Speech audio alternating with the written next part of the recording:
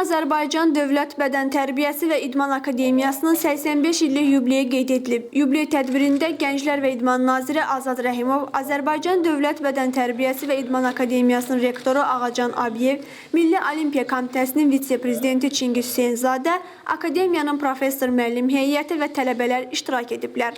Mərasim Azərbaycanın dövlət himninin səsləndirilməsi ilə başlayıb. Yubiley tədbirində çıxış edən rektor Ağacan Abiyev deyib ki, Akademiya Cənubi Qafqazda bədən tərbiyəsi sahəsində ali təhsilli kadrlar hazırlayan ilk tədris müəssisəsidir.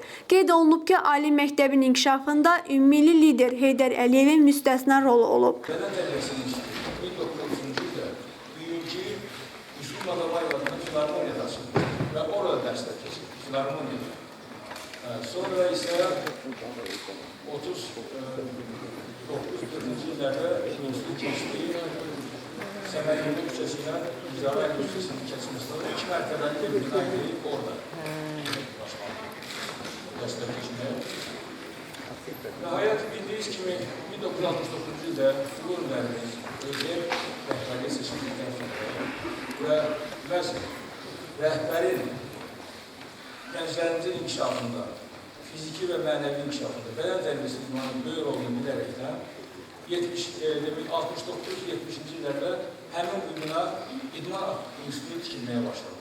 Və bu institut 1972-ci ildə bunun iştirakının bir institut açılmış və bədən tərbiyəsi idman fakültəsi bir institut işləməyə başlamışdır.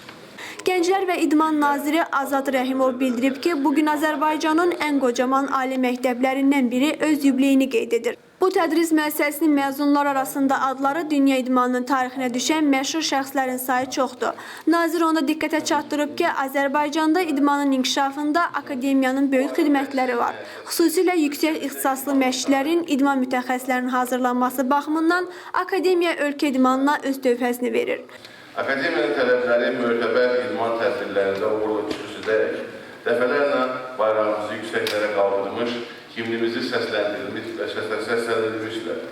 Bu məzunlar arasında Olimpiya, dünya və Avropa çempionları kifayət qədər edir. Onların bir çoxu bugün bizimlə bu yubileydə iştirak edirlər, bu çempionların uğurlarına qazanmasında da akademiyanın xidmətləri danılmalıdır.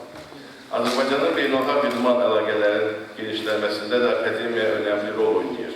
Dünyaca məşhur idman alimləri, Beynəlxalq Olimpiya Komitəsinin keçmiş və hal-hazırdakı prezidenti Juan Antonio Samaranch, Jacques Rou, Thomas Bach, Avropa Olimpiya Komitəsinin prezidenti Patrick Hickey, Beynəlxalq Boks Federasiyasının prezidenti Çin Kovu, Avropa Boks Federasiyası prezidenti Emil Yerçi və digər fərqli qonaqlar Azərbaycan Respublikasının səfərləri zamanı eyni zamanda Azərbaycan Dövlət Bədən Tərbiyəsi və İdman Akademiyasının fəaliyyətinə də böyük maraq göstərmişdir. Milli Olimpiya Komitəsinin vitse-prezidenti Çingiz Hüseynzadə bildirib ki, Azərbaycan Dövlət Bədən Tərbiyəsi və İdman Akademiyası fəaliyyətə başladığı vaxtdan etibarən ölkəmizin idman həyatına layiqli töhfələr verib. Respublikamızda bədən tərbiyəsinin və idmanın inkişaf etdirilməsi istiqamətində kadrların hazırlanmasında bu ali təhsil müəssisəsinin mühüm xidmətləri var. Çıxışlardan sonra mərasim bədii hissə ilə davam edib. Şalə Bayramlı, İntizarə Məmmədova, Orxan Elxanlı, Səs TV.